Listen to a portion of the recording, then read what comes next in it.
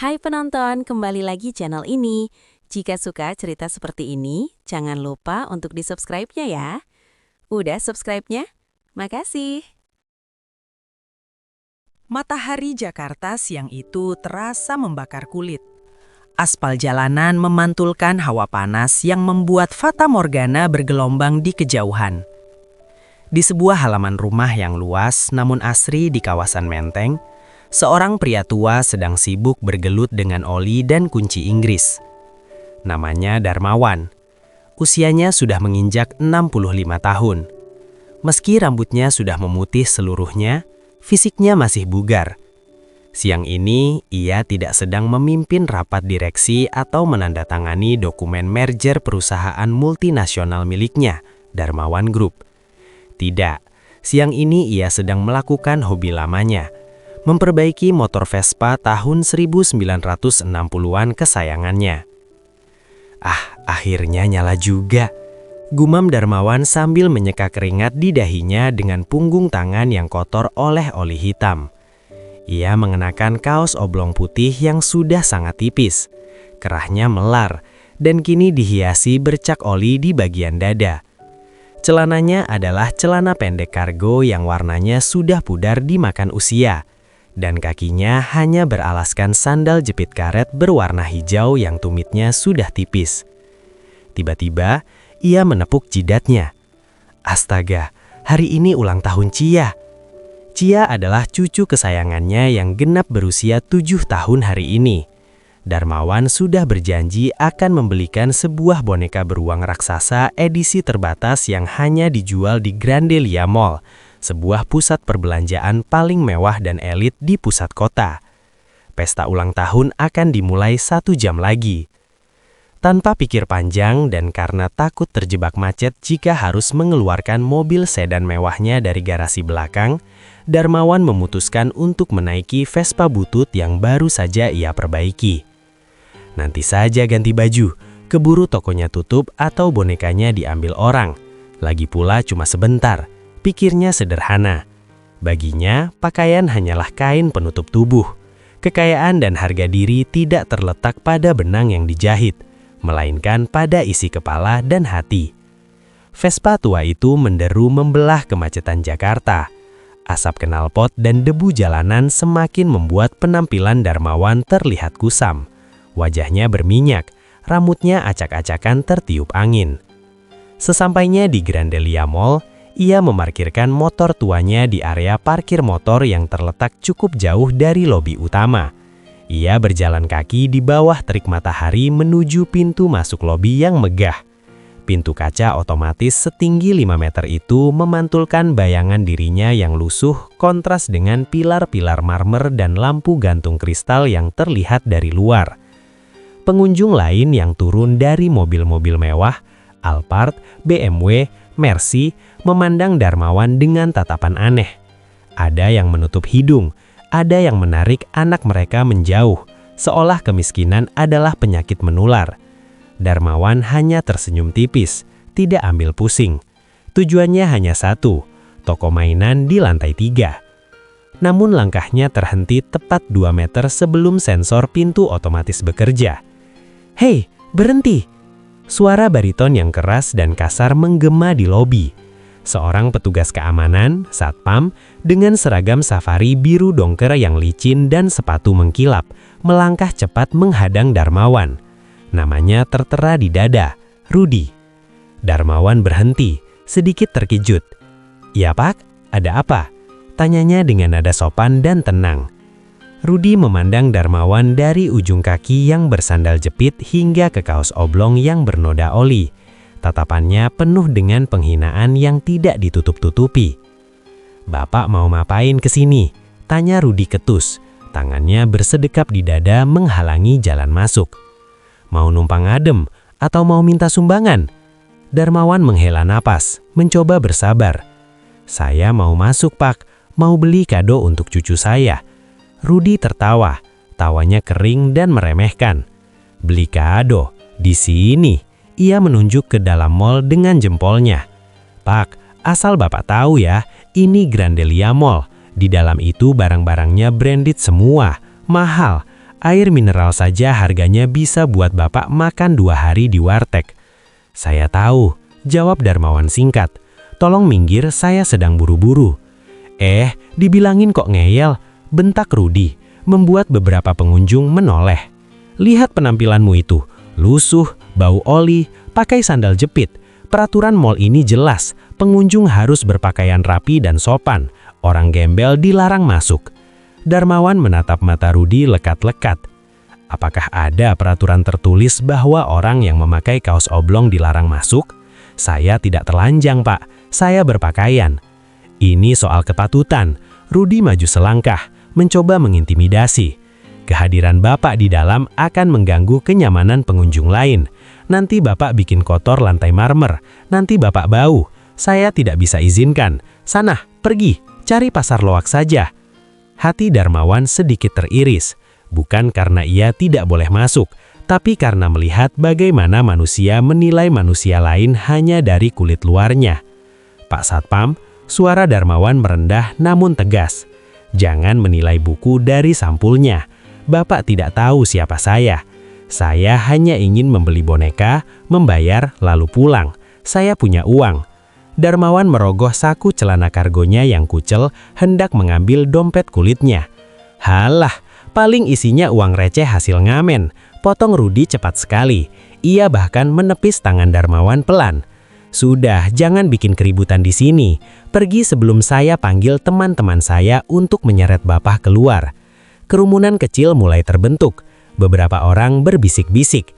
Ada yang merekam dengan ponsel mereka. Mungkin untuk konten media sosial dengan judul Satpam Usir Pengemis di Mall Mewah. Tidak ada satupun yang membela Darmawan. Darmawan tersenyum miris. Baik, kalau itu mau Bapak. Tapi ingat Pak Rudi, Darmawan membaca nama tag itu. Kesombongan adalah awal dari kejatuhan. Cerewet, pergi! Hardik Rudi. Tepat saat Rudi hendak mendorong bahu Darmawan, pintu otomatis lobi terbuka lebar. Sekelompok orang berpakaian jas rapi keluar dengan tergesa-gesa. Di tengah-tengah mereka, ada seorang pria parubaya yang tampak sangat berwibawa, namun wajahnya terlihat cemas. Itu adalah Pak Hendra, General Manager dari Grandelia Mall. Ia sedang melakukan inspeksi mendadak ke area lobi. Mata Pak Hendra menyapu kerumunan, mencari sumber keributan, lalu matanya terpaku pada sosok tua berbaju lusuh yang sedang dihadang oleh anak buahnya. Wajah Pak Hendra pucat pasi seketika. Ia mengenali sosok itu, bukan dari bajunya, tapi dari wajahnya yang sering terpampang di majalah bisnis Forbes dan di bingkai foto di ruang rapat utama kantor pusat. Pak Darmawan Santoso? Seru Pak Hendra setengah berteriak. Suaranya bergetar. Rudi, si Satpam, menoleh ke arah bos besarnya. Siang Pak Hendra, maaf ada gangguan sedikit. Ada gelandangan yang memaksa masuk, tapi sudah saya usir. Aman Pak. Rudi membusungkan dada, berharap mendapat pujian atas ketegasannya menjaga citra mall. Namun, yang terjadi selanjutnya membuat Rudi merasa dunia runtuh menimpanya. Pak Hendra tidak menghiraukan Rudi. Ia berlari kecil menghampiri Darmawan, lalu membungkuk hormat, sangat dalam, hampir 90 derajat. Selamat siang Pak Darmawan. Astaga, mohon maaf sekali. Pak Hendra terbata-bata, keringat dingin mengucur di pelipisnya. Saya tidak tahu Bapak akan berkunjung hari ini. Kenapa Bapak tidak lewat pintu VIP? Kenapa Bapak berpakaian seperti ini? Suasana hening seketika. Orang-orang yang tadi merekam menurunkan ponsel mereka. Rudi mematung, mulutnya sedikit terbuka. Matanya melotot horor memandang interaksi antara GM-nya dan si gelandangan. Darmawan menepuk bahu Pak Hendra pelan. Sudahlah Hendra, jangan berlebihan. Saya cuma mau beli boneka buat cucu saya. Motor saya habis saya servis, jadi baju saya kotor. Tapi sepertinya, Darmawan melirik ke arah Rudi, yang kini wajahnya pucat seperti kertas. Pegawaimu ini punya standar yang sangat tinggi untuk calon pembeli. Pak Hendra menoleh ke arah Rudi dengan tatapan yang menyala-nyala karena marah. Rudi, kamu tahu siapa beliau? Rudi menggeleng lemah, lututnya gemetar. Tidak Pak, beliau adalah Bapak Darmawan Santoso, bentak Pak Hendra, suaranya menggema di lobi. Pemilik Darmawan Group. Beliau adalah pemilik 40% saham dari perusahaan pengembang yang membangun mall ini. Beliau yang tanda tangan gaji saya, dan secara tidak langsung, gaji kamu. Dunia Rudi gelap seketika. Kakinya lemas. Orang yang baru saja ia hina, ia sebut gembel, dan hampir ia dorong ternyata adalah salah satu pemilik tempat ia bekerja.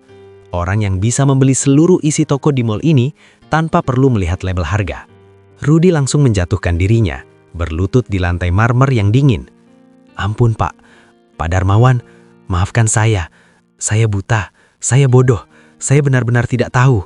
Suaranya serak, menahan tangis ketakutan. Ia membayangkan akan dipecat, di blacklist, dan anak istrinya tidak bisa makan. Para pengunjung yang tadi sinis kini berubah menjadi penonton yang terpekona sekaligus malu. Drama kehidupan nyata terjadi di depan mata mereka. Darmawan memandang Rudy yang bersimpu di kakinya. Tidak ada dendam di mata tua itu. Ia menghela nafas panjang, lalu mengulurkan tangannya yang kotor oleh oli. "Berdirilah Pak Rudy," kata Darmawan lembut. Rudy mendongak, ragu-ragu.